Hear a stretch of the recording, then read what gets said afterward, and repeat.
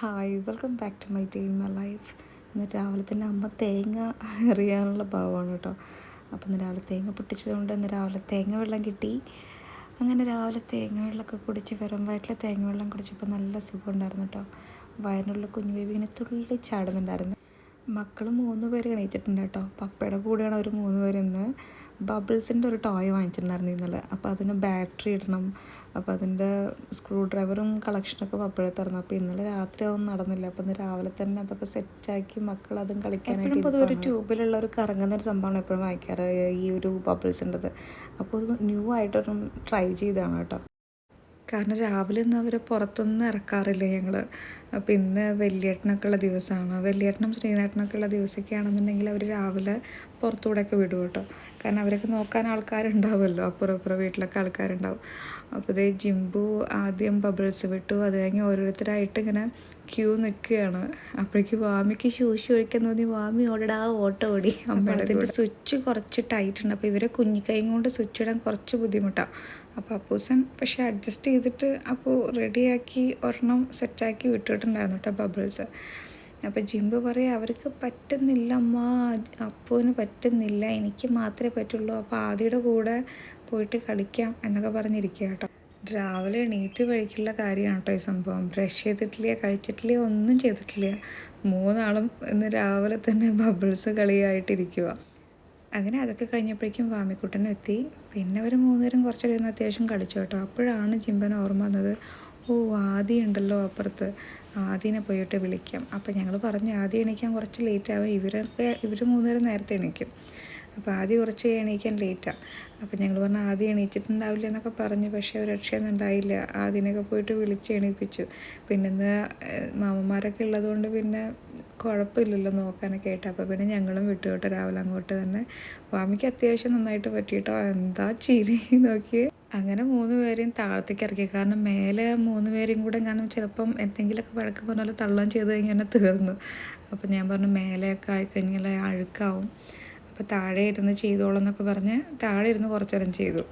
അങ്ങനെ കുറച്ച് നേരം ആദ്യയുടെ കാര്യമൊക്കെ ഇവർ മറന്നിട്ടുണ്ടായിരുന്നു. പക്ഷേ പിന്നെ പിള്ളേർ പുറത്തിറങ്ങിയോട് കൂടെ പിന്നെ വലിയേട്ടനൊക്കെ പുറത്തുണ്ടായിരുന്നു സിറ്റ് ഔട്ടിൽ. അപ്പോൾ പിന്നെ അവർ വിളിച്ച് അങ്ങനെ 3 പേരും പോയി കേട്ടോ. അപ്പോൾ ചെരുപ്പൊന്നും കാണാമല്ലോ. അപ്പോൾ ചെരുപ്പൊക്കെ തിരഞ്ഞുകൊണ്ടിരിക്കുക. വൈകുന്നേരം വന്നു കഴിഞ്ഞാൽ ചെരുപ്പ് എവിടെയെങ്കിലുമൊക്കെ വലിച്ചെറിഞ്ഞങ്ങ് വരും. പിന്നെ രാവിലെ പുറത്തിറങ്ങുമ്പോഴാണ് ഇത് എവിടെയാണെന്നുള്ളത് തിരഞ്ഞു കിടക്കുള്ളൂ. അപ്പോൾ ചെരുപ്പൊക്കെ കണ്ടുപിടിച്ച് 3 പേരും കൂടെ ഇറങ്ങിയിട്ടുണ്ട്. അപ്പോൾ 3 പേരെടുത്ത് ഓരോ സാധനങ്ങളാണ് കേട്ടോ. അപ്പൂൻ്റെ അടുത്താണ് ബബിൾസിൻ്റെ മെഷീൻ ഉള്ളത്, വാമിഴത്തൊരു പ്ലേറ്റ്, ജിംബൻ്റെ അടുത്ത് എനിക്ക് തോന്നുന്നു ആ ബോട്ടിലായിരിക്കും തോന്നുന്നുണ്ട്. അങ്ങനെ ഇന്ന് 3 പേരും രാവിലെ പുറത്തേക്ക് പോയിട്ടുണ്ട്. ഈശ്വര ഇന്ന് എന്താവുമെന്ന് ഒരു ഐഡിയ ഇല്ല. കാരണം വിട്ട് കഴിഞ്ഞാൽ പിന്നെ ഒരു ഉച്ചയാവാതെ പിന്നെ തിരിച്ചവരെത്തത്തില്ല കേട്ടോ. അപ്പോൾ അപ്പൂൻ്റെ കയ്യിലാണ് ബബിൾസ്. അപ്പോൾ ജിംബന് ആക്രാന്തം കൂടിയിട്ട് ജിംബനത് എടുത്ത് കൊണ്ടുപോയി. അപ്പോൾ അപ്പൂസൻ അവിടെ നിന്ന് കരയാണ് കേട്ടോ. അപ്പോൾ വാമിയൊക്കെ വിളിക്കുന്നുണ്ട്, പക്ഷേ രക്ഷയില്ല. അപ്പോൾ ഇപ്പോൾ വേണം എന്നൊക്കെ പറഞ്ഞ് കയ്യും കാലൊക്കെ ഇട്ടടിച്ച് അവിടെ കരഞ്ഞു നിൽപ്പുണ്ട്. പക്ഷേ രക്ഷയുണ്ടായില്ല, ജിംബൻ കൊടുത്തില്ലായിരുന്നു. അങ്ങനെ ഉറങ്ങിക്കൊണ്ടിരിക്കുന്ന ആദ്യക്കുട്ടനൊക്കെ വിളിച്ച് എണീപ്പിച്ചു. പിന്നെ ഇന്നത് ചേച്ചിയൊക്കെ ഉണ്ട് കേട്ടോ, വലിയേട്ടൻ്റെ ചേച്ചിയും അവരെല്ലാവരും ഉണ്ട്. ശനി ഞായറൊക്കെ ആകുമ്പോൾ അവരോട് ഉണ്ടാവും.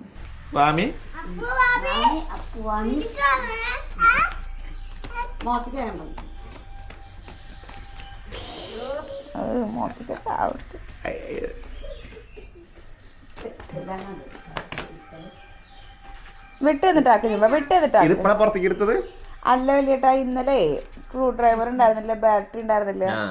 അപ്പൊ അപ്പ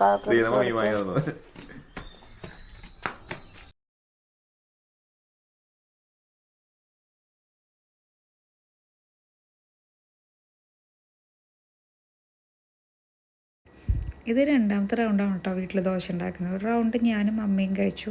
പിന്നെ അത് കഴിഞ്ഞ് അടുത്തത് അനിയത്തിയൊക്കെ ഒന്ന് ലേറ്റായി പ്രൊജക്റ്റൊക്കെ ചെയ്ത് കഴിഞ്ഞപ്പോഴേക്കും. അപ്പോൾ ആൾക്കുള്ളതാണ് ഈ 2ാമത്തെ റൗണ്ട്. അപ്പോൾ ഞാൻ ഫിഷൊക്കെ ഇന്നലെ വാങ്ങിച്ചു വെച്ചിട്ടുണ്ടായിരുന്നു.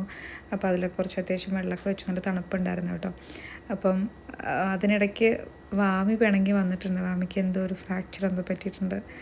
അപ്പം മരുന്ന് തേച്ചു വരുന്നൊക്കെ ചോദിച്ച് കൈയും കാലിലൊക്കെ കുറച്ച് മരുന്നൊക്കെ പുരട്ടി കൊടുത്ത് അങ്ങനെ കെട്ടിക്കൊടുത്ത് പോയിട്ടുണ്ട് കേട്ടോ. അപ്പോൾ ആൾ ഹാപ്പി ആയിട്ട് ആൾ പോയി. അടുത്തത് ഫ്രാക്ചറായിട്ട് നമ്മൾ ജിംബി ചേച്ചി എത്തിയിട്ടുണ്ട്. കാരണം ഇവിടെ ഇങ്ങനെ പൊക്കവും താഴ്ചയും അങ്ങനെയൊക്കെ ആയിട്ടുള്ള നേരെ ആയിട്ടുള്ള സ്ഥലങ്ങളല്ല ഇവിടെ കൂടുതലുള്ളത്.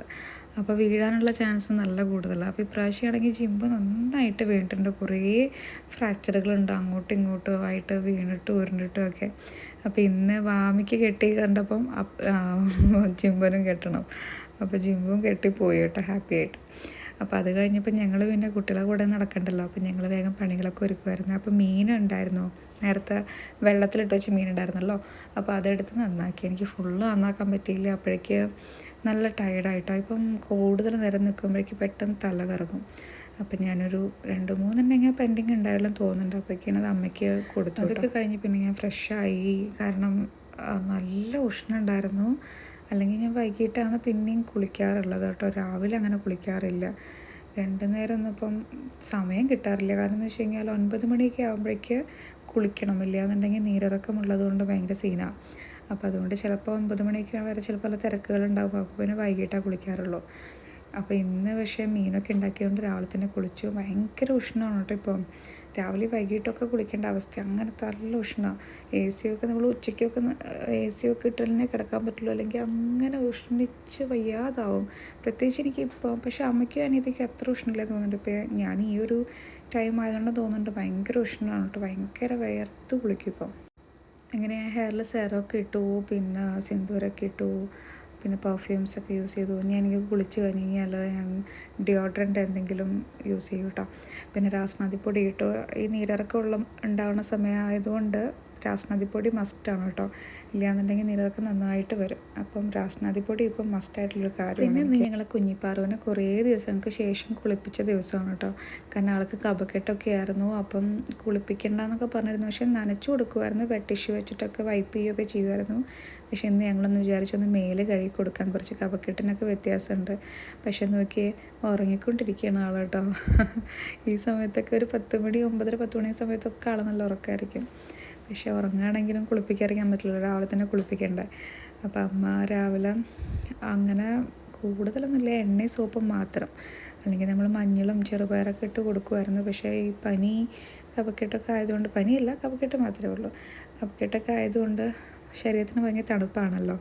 അപ്പോൾ പിന്നെ ജസ്റ്റ് എണ്ണയും സോപ്പും വെച്ച് മാത്രമേ കുളിപ്പിച്ചിട്ടുള്ളൂ കേട്ടോ. അപ്പൂസനും കുഞ്ഞാവുമ്പോൾ അങ്ങനെ തന്നെയാണ്. അപ്പൂസനും ഭയങ്കര ഓരോ പനി അല്ലെങ്കിൽ കഫക്കെട്ടൊക്കെ ആയിട്ട് മഞ്ഞളും ചെറുപറന്ന് അങ്ങനെ കുറേ ഉപയോഗിച്ചിട്ടില്ല. അതേപോലെ തന്നെയാണ് കേട്ടോ ഈ കുട്ടിക്കും. അങ്ങനെ വാമിക്കുട്ടൻ വീണ്ടും വഴക്കിട്ടിട്ട് വീണ്ടും വന്നിട്ടുണ്ട് കേട്ടോ. ജിംബുവും അപ്പവും അവിടെ വലിച്ചൻ്റെ വീട്ടിലാണ്, ആൾ മാത്രമേ ഉള്ളൂ ഇവിടെ. അപ്പോൾ അമ്മ മസാലയൊക്കെ ഇടുന്നതിൻ്റെ ഇടയ്ക്ക് ചിക്കനൊക്കെ തൊട്ട് നോക്കുകയാണ് കേട്ടോ ആൾ, കള്ളത്തിപ്പാറ്.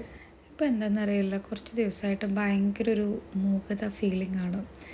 ഡേറ്റ് ആവാനായോ ആ ഒരു ടെൻഷനുള്ളത് കൊണ്ടാണെന്നറിയില്ല, ഭയങ്കര ആലോചനയും ഭയങ്കര ഒരു എന്തൊക്കെയോ ഒരു അവസ്ഥയിലൂടെയാണ് ഞാൻ ഇപ്പോൾ കടന്നു പോകുന്നത്.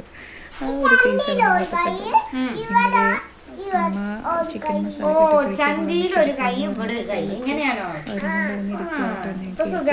അല്ല അപ്പു എവിടെ വന്നേ?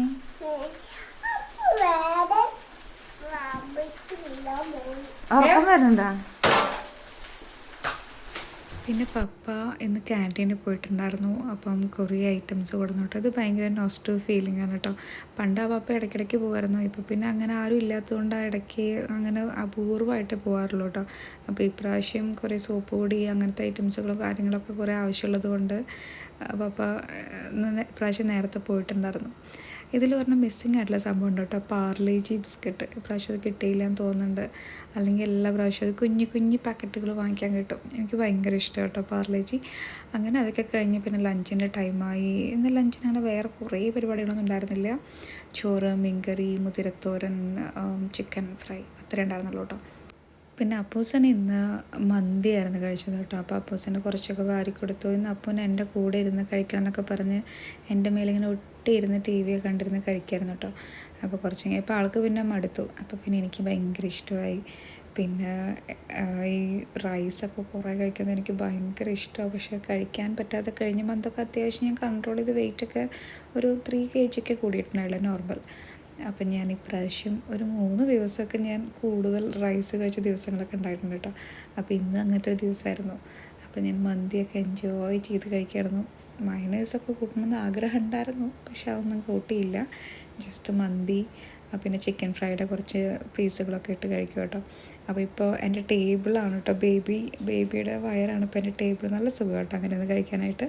കുനിയണ്ട, പെട്ടെന്ന് ഡയറക്റ്റ് കഴിക്കാം. അങ്ങനെ കൂടുതൽ വെയിറ്റുള്ളൊന്നും വെക്കാൻ പറ്റില്ല, പക്ഷെ കുഞ്ഞ് ബൗളൊക്കെ വെക്കാൻ കുഴപ്പമില്ല കേട്ടോ.